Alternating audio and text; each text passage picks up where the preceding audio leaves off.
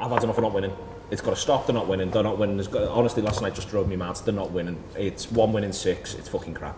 Yeah, it's slightly worrying on the side, isn't it? I mean, you know, we were very excited about Leicester because it was great the way we knocked them out, but it was on penalties and it was a draw essentially. Yeah. The win is Shrewsbury. Doesn't feel like it wholly counts. Yeah, I mean, it's sort of, you know, I like being positive about the Reds and having a good vibe about the Reds, but starting to get a little bit worried now about it, really. I mean, the Arsenal game I thought was really poor.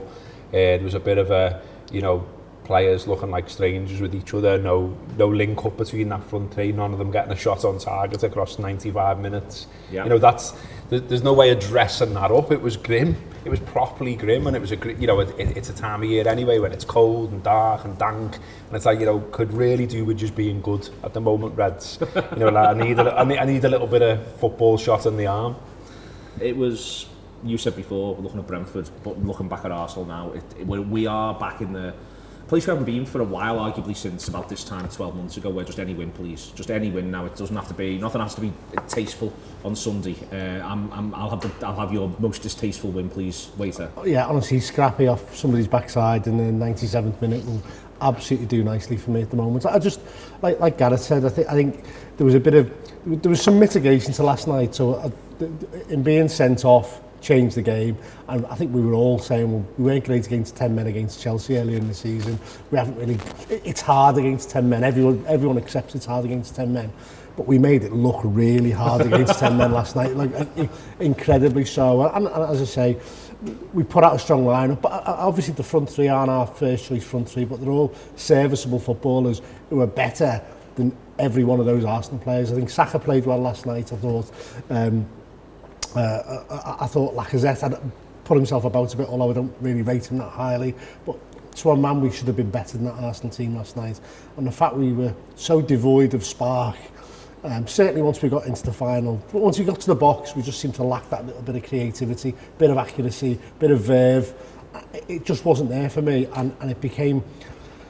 The crowd became a nervy crowd again. I said, I was with George, and I said to him, I said, if it's still like this at 70, 75, this is going to turn a bit angsty, actually. And that's how it was. Even before then, we were getting on our own nerves a little bit, I thought. And until it was in the extra time when we managed to get a shot on top. Curtis, yeah, poor. And that chance we missed, fucking hell, mate. But, it's... with them, you know, nervy, all those sorts of words begin to apply. I think they look like they're having no laughs. That was one of my things. They just looked yesterday like they were having no laughs.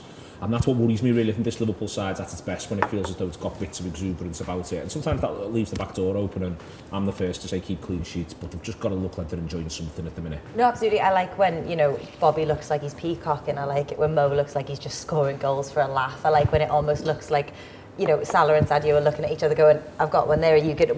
How are you coming to kind of follow me now? I'm on 100, what are you doing next? And it looks like they're having a laugh, and there's been no sense at all of anyone having anything even resembling a laugh for quite a while now. And I think what is the most troubling is that it doesn't feel like the circumstances are now conducive to a laugh happening, but I really hope that they are, and I hope that we've kind of gotten to a point where that frustration, that nerviness, whatever, we can just kind of blow it away and hope to enjoy it. Like Brentford was mad last time, so I hope it's mad in an entirely different way this time. There needs to be something, I think, where Emilia, where they just sort of, they get to take the weight off. And I think that they can do that the next couple of matches. You know, if they get a result against Brentford and then get through to the final against Arsenal, I think they'll feel like a weight has come off. That's been the sticky patch, and now we go on. My worry with sticky patches is they have the word sticky for a reason. You get stuck in them, and that's what Liverpool could end up being here if we're not careful. Yeah. I mean, like, we've been in sticky patches like this last season for entirely different reasons, but as you say, it's how long it's going to last, and I'd like to feel like this is it. And if it is this self-contained, I'd feel like we've actually done all right, because in comparison to a season that's kind of completely plagued by awful injuries, and there are injuries as well, but I think it kind of just losing the kind of the core of the front three is the hardest bit. But I think if we could get to a point where that feels like the worst of it, then fuck me, I would feel like we've done all right. I guess the thing that's weighing on me is that I don't feel like that we're going to get away with that. I think it might need to get a little bit worse before it gets better. Christ, I mean, there was a flip for me, Gareth, where there was bits last night where I was watching that Liverpool side, and I was reminded of the previous League Cup game against Leicester when it became an unbelievable night before your very eyes, and this one almost went the other way, and it's almost summed up for me in that Minamino miss. You know, it's a far, far, far easier chance than the one he just slots us around the same phase of the game against Leicester. Alright, the Reds, thanks for watching a little bit of a premium Anfield Wrap video there. If you want to watch the rest of that show and get access to much more, click join below. That activates our YouTube membership. It means you get a premium video every day of the week. You get our post-match content, you get reviews, previews and exclusive interviews, all here from the heart of Liverpool. Follow us, follow them. Up the Reds.